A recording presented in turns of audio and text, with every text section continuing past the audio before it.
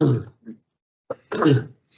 morning. I'm Berks County Commissioner Christian Leinbach and want to welcome you to our Berks County Operations meeting for June the 11th. We are broadcasting live on Microsoft Teams live event.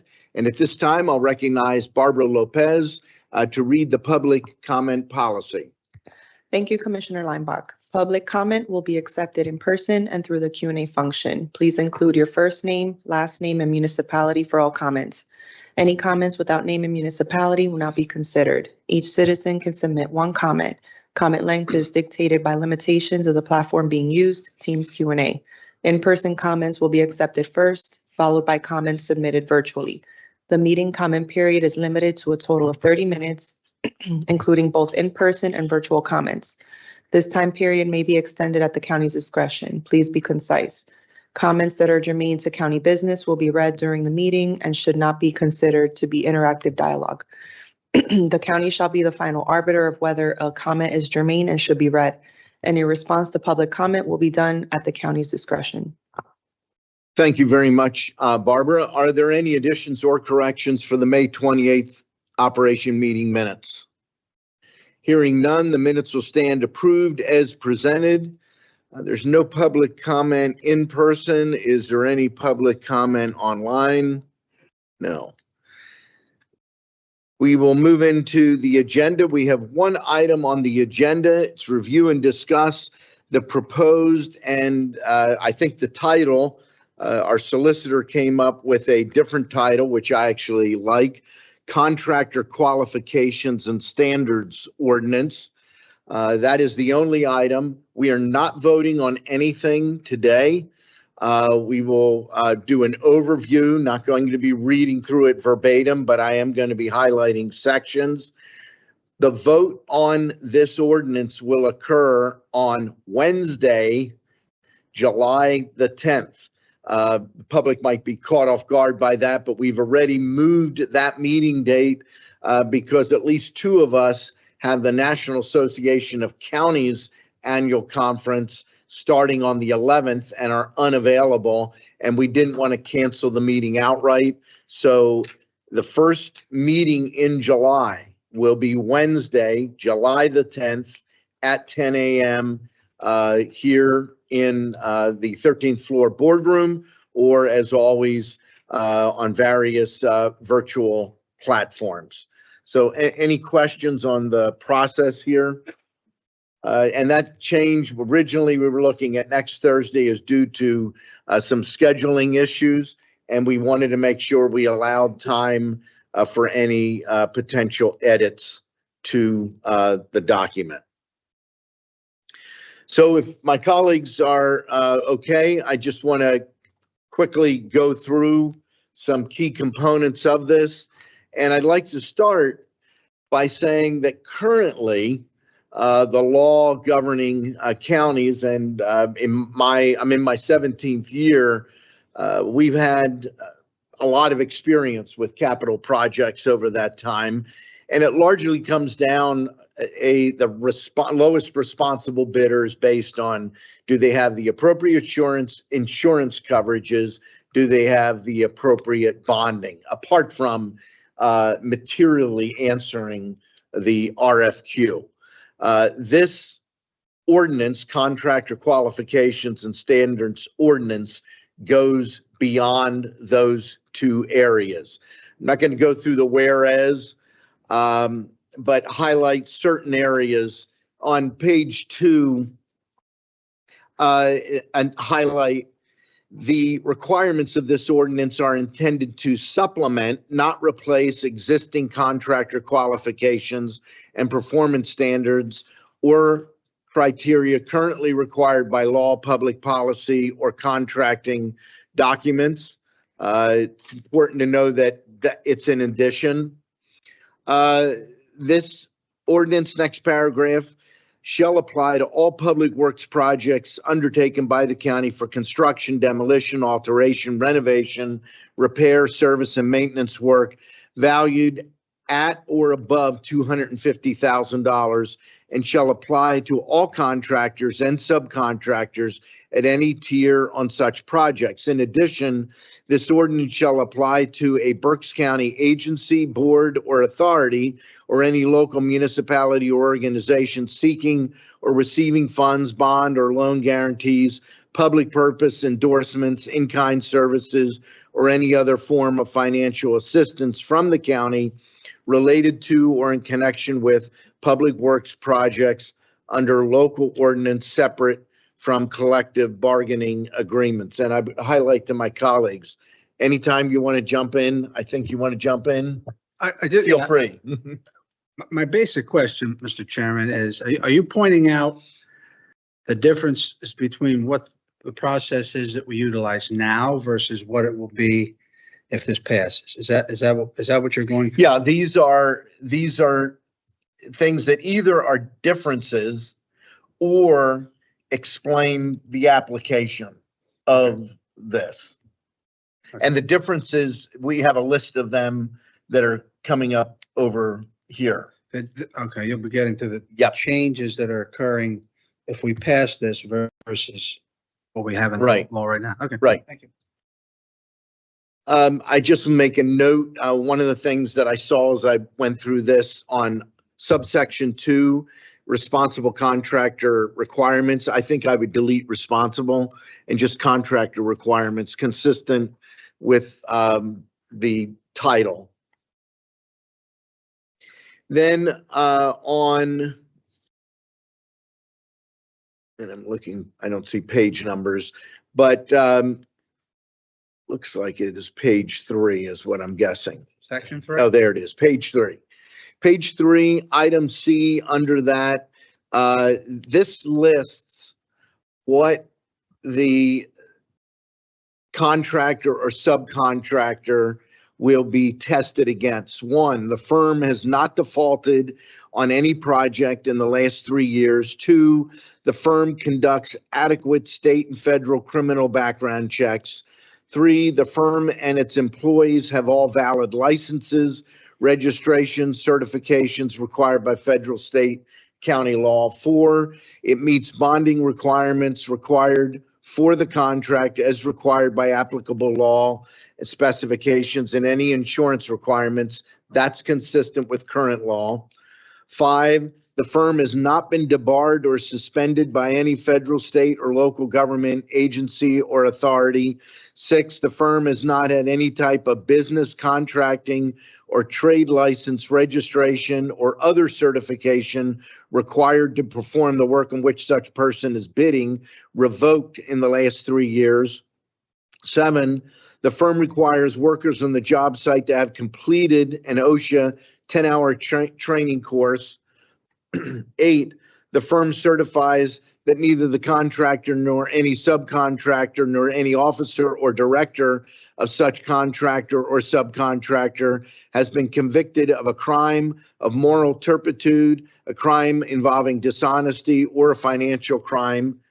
Number 9, the firm has not within the past 3 years been found in violation of any law applicable to its contracting business, and it lists those types. 10, the firm has all other technical qualifications and resources, including equipment, personnel, and financial resources to perform the reference contract. 11, the firm will maintain all qualifications, resources, and capabilities referenced in this certification throughout the duration of the project. 12, the firm can demonstrate that public projects have been completed satisfactorily by any of the following, and there's 2. 1, referenced by other public or private clients in the last 5 years.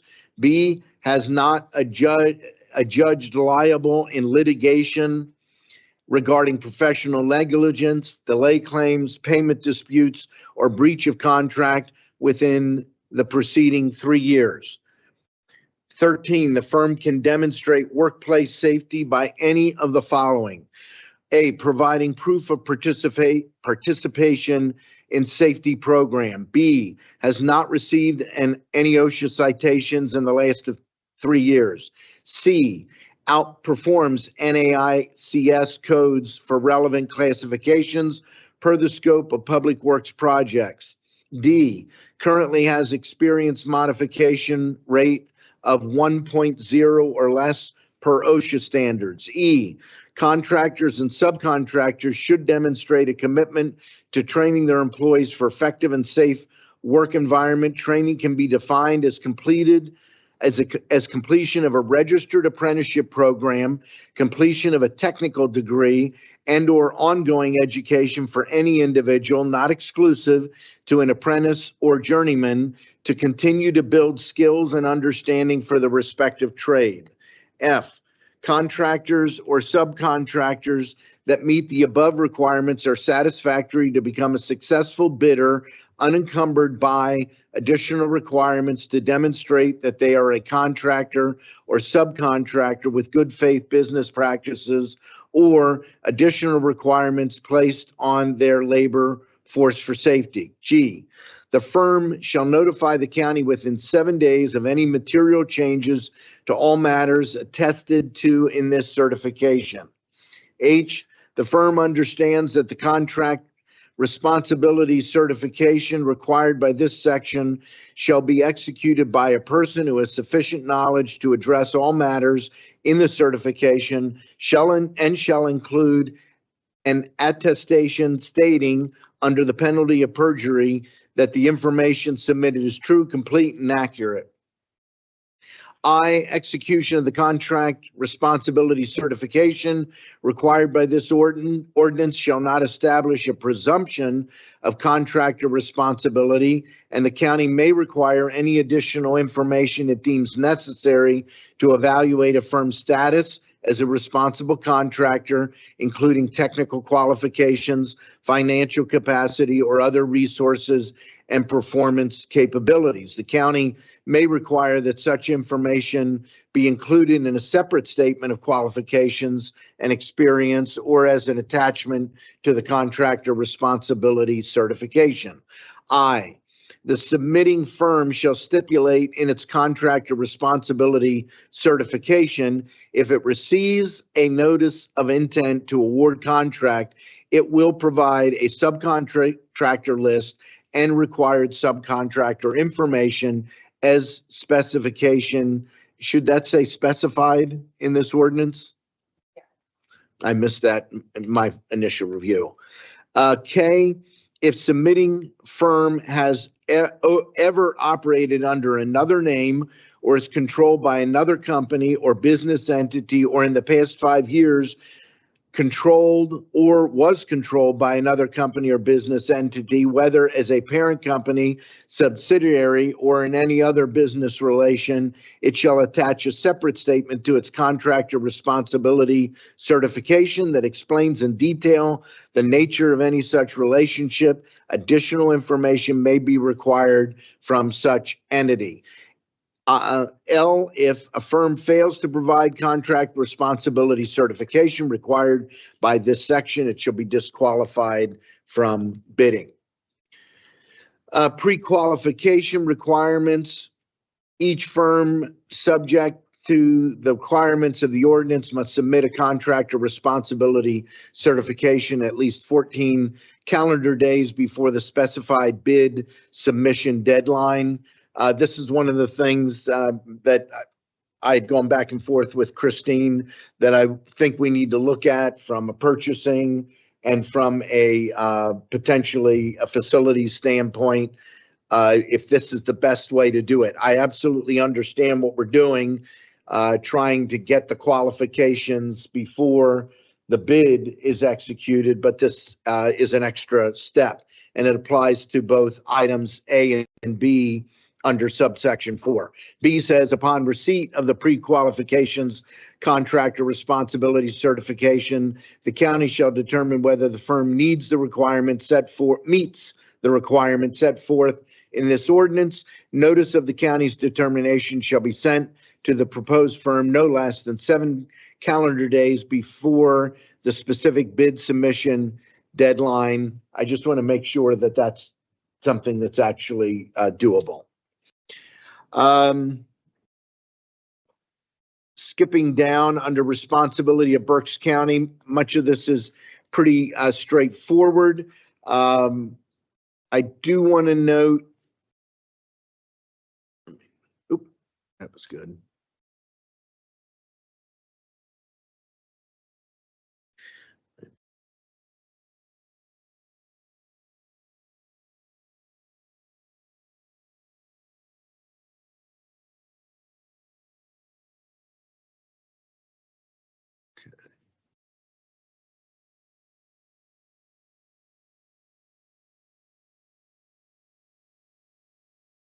So there's a section under subsection 5, responsibility of Berks County, starting at item B, ensure that there will be no actions on the part of the government to dictate the composition of a labor force for a successful bidder, except as otherwise specifically required under federal or Pennsylvania law as a contracting procurement obligation for the project or as a condition of the grant of federal or Pennsylvania state funds for the project, including without limitation, any term or condition that requires or prohibits a bidder, offer, contractor, or subcontractor from entering into or adhering to an agreement with one or more labor organizations relating to that project or related public works projects, or I, any term or condition that otherwise discriminates against a bidder, offer,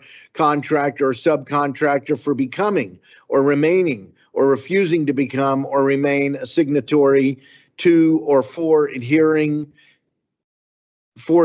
to or refusing to adhere to an agreement with one or more labor organizations in regard to that project or related public works project. So that is a well-written legal statement. In short, the county will not discriminate against a union contractor that enters into a contract with a labor organization, nor will it discriminate against a merit shop contractor who chooses not to enter in.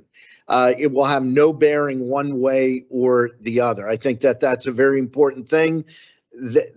The county takes a position that we will not discriminate based on whether or not a contractor, subcontractor has a union labor agreement or does not have a union labor agreement. Does the current ordinance in place now discriminate? Does it say anything toward that? It does not, but the responsible contractor ordinance passed last year by, or might have been the prior year, by the city of Reading does. Okay. It limits it only to labor organization safety training program that is not open to merit shop contractors. It's another form of a project labor agreement. The RCOs have been pushed across the Commonwealth.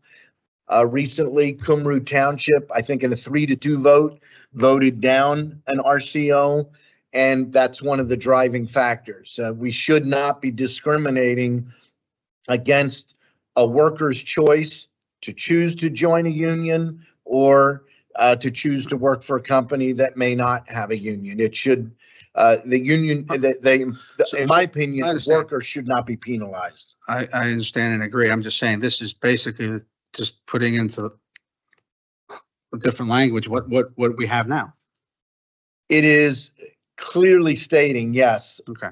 Which is what is I mean, not regardless of what the city does. understood, but it's clearly stating Okay. what is not clearly stated currently. Okay, thank you.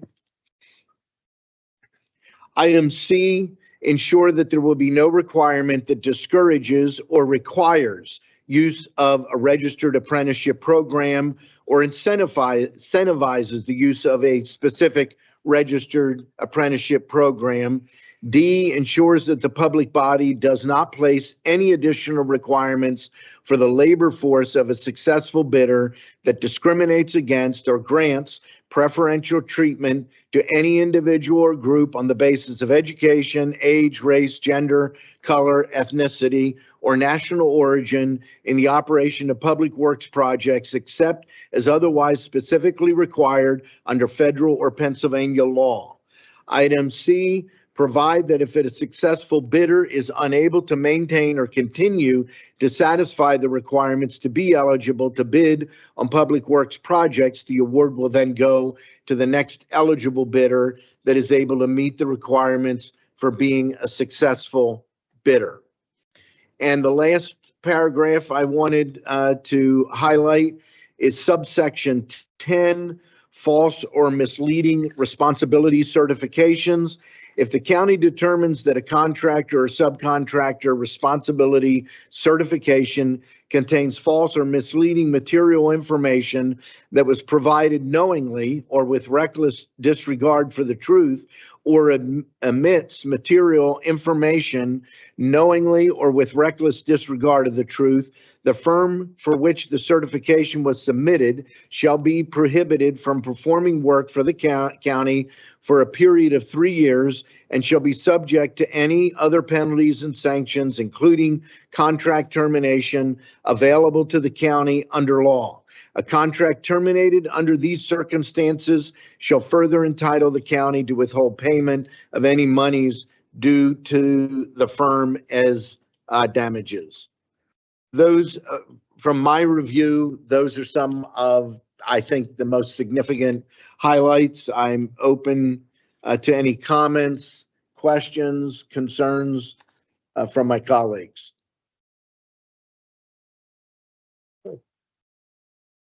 I reviewed it. I have no comments or concerns. I think it's good that we have criteria for contractors to be able to bid, especially on the higher end projects, to make sure that those higher end projects get done properly. We have had issues with the lowest responsible bidder, which have cost the county more money and time and headache. So I think this is good to make sure that whoever we're contracting has the resources and has the ability to carry out the contract in a timely and effective manner. Maybe only, you answered a lot of my questions, and I appreciate going over it. I know that we're scheduled to vote for this in July, and I do appreciate making some changes to the original one that we talked about, that was talked about previously, and certainly look through it and take a look at it as we move forward. But I appreciate I do have one. Again, I'm trying to determine and distinguish between what we have now and what this will change. Under subsection 3, you went through a list under that's all new. Is that's going to be new criteria? So if you look at where we are right now, Okay. we outside of, and I believe this is correct, Christine, and I know from talking to Paul, outside of state law, we don't really have a policy. And so this is the first attempt to do a policy. The driving force behind this is twofold.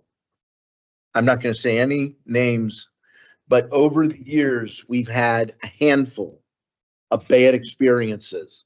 The one thing that does stand out is the description here on the name being changed or being a subsidiary of another company.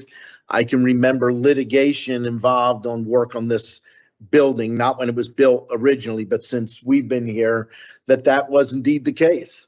And I have been frustrated that the handful, and I emphasize handful, of bad actors, that there hasn't been a better way to hold them accountable.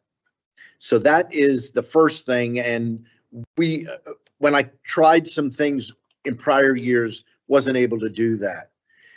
This is where the city issue and county issue of RCOs comes into play. Schuylkill County is being pressured right now to do an RCO. Center County did one, I believe, early this year, late last year. Several other counties have had an RCO, and the RCO is being brought by a local union shop, and it is an exclusive document. If you don't participate in the specific labor organization approved apprenticeship program, you're not going to be able to participate unless you hire. And a recent bid did occur like that here in the city of Reading. it was way over the projected price. I have been answering, no, I'm not going to do that. No, I'm not going to do that. And the question was raised, why not? Don't you care about making sure that contractors that are getting taxpayer dollars are acting in a responsible way? That's what led to this. And I want to give two people in particular, and Christine can tell me maybe there are more, but Paul Bradshaw did a lot of the work to pull this together. And I know that Christine spent a tremendous amount of time. Paul did a great job on the core document, but structurally it really needed some work. One of the things that Christine highlighted, and I agreed with, that didn't show up in this, is the attempt to enforce somehow on other municipalities and so forth. We don't have that authority. We don't. Let's not play games with that. I think Christine did a great job cleaning it up, and I've had multiple conversations on the name, and I'm assuming, Christine, you're the one that came up with the name at the top. I don't know. I didn't. Honestly, I did this so late at night. I can't remember if I typed that or Amanda did. I'm not Okay. in transparency. So Amanda helped as well? Amanda helped me because it was getting very late and I was not typing efficiently. Let's put it that way. So It's a very good title because it explains exactly what we're doing. We're looking contractor qualifications. And there's one I would love to add someday. And I'll throw this out to you as a former legislator. It bothers me that there isn't the ability to give some consideration to two aspects of a contractor. One, are they based in the home county, in Berks? And two, what percentage of the labor force is based here? And the reason is, if we're taking taxpayers' money and paying the XYZ corporation based in Berks County, a significant amount of that money is going to stay here. It's going to pay local taxes. It's going to buy things from local retailers. There's a lot of value in that. If instead we're going to the, MNA firm and they're in Allegheny County, there's going to be very little of that money coming back to us. Legislatively, that's been talked about from time to time. No one's figured it out, but I would love to have that discussion. Over the years, I've had several contractors here in Berks come to me and say, can't you do something? Pam is here, our Director of Community and Economic Development. She's heard from some of those very same contractors that just are concerned that there's sizable taxpayer money from the county in particular, and it goes to out-of-county contractors. We're not able to address that. I've talked to Paul when he was here. Christine knows that, but someday I hope that's something we can address. Thank you. You indicated other county. This is a statewide issue. Other counties are putting these RCOs together as well. The RCOs, yeah. Center County has already passed it. I think there's other ones that Bucks. we've actually, Delaware. Bucks and Delaware as well. I guess is CCAP, maybe it's a question. CCAP has not weighed in Okay. on this. Correct. I think it's okay. We may, All right. but we haven't. Okay. Thank you. That's a good question, though. Any other comments? So back public comment. There's nothing here, nothing online. Let me reiterate, there is an opportunity to edit this document between now and actually before July the 10th. Normally that Monday, we try 2 days before to have everything up on the web internet so people can look at the agenda and also see the documents tied to it. Anything on your end, Christine? Yes, so we do need to re-advertise this. We advertised it previously because this document is very different than the document that was Correct. previously advertised. We need to advertise in advance. So I'm requesting if anybody has any edits, that they get them to me by noon on June 28th. That's very That good. will give us enough time for Jesse and I to pull the ad together.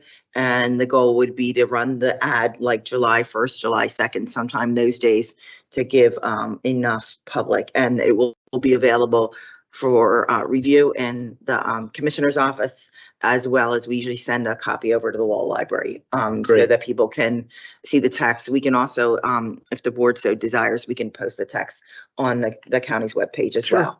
well. So people have an opportunity. But again, because we want to take our time and make sure everyone has enough time, I would request edits by June 28th at noon so that Jesse and I can get everything changed and get an accurate copy advertised per requirements. Yeah.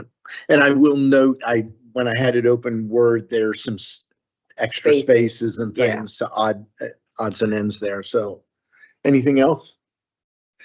That brings us to the end of our agenda. Mr. Motion Chairman, I to move we adjourn. Second? Meeting stands adjourned.